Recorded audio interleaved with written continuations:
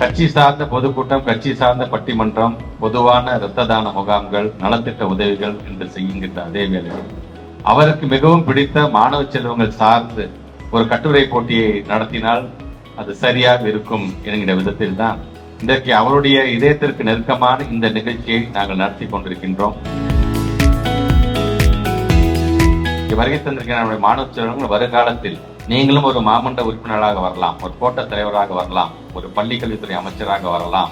வரும்போது இந்த மேடையில் நீங்க நின்று மற்றவங்களுக்கு உரையாற்றுகின்ற அறிவுரை கொடுக்கின்ற அந்த இடத்திற்கு நீங்க எல்லோரும் வர வேண்டும். நான் டாக்டரா வரணும், நான் இன்ஜினியரா வரணும், இப்படி இருக்கிறது ஆசை இல்லைன்னு சொல்லல. அதையும் மீறி அரசியலுக்கு நான் வரணும், தலைவராக ஆகும் என்று தயவுசெய்து நினைச்சு பாருங்க.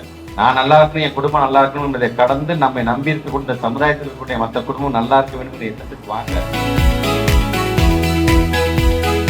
அரங்கத்தில் இருக்கின்ற ஏதாச்சும் ஒரு மாணவன், ஒரு மாணவி மிகப்பெரிய ஒரு இடத்துக்கு வரும்பொழுது உங்களை பார்ப்பதற்காக 1 மணி நேரம் இந்த அன்பில் மகிழ்ச்சி பையாமலை காத்திருந்து அப்பாயின்மெண்ட் வாங்கிட்டு வரக்கூடிய அளவுக்கு நீங்கள் உயர்ந்த இடத்துல நீங்கள் நம்பிக்கை வேண்டும் அப்படிங்கிறது தான் நான் வைக்கக்கூடிய வேண்டுகோள்.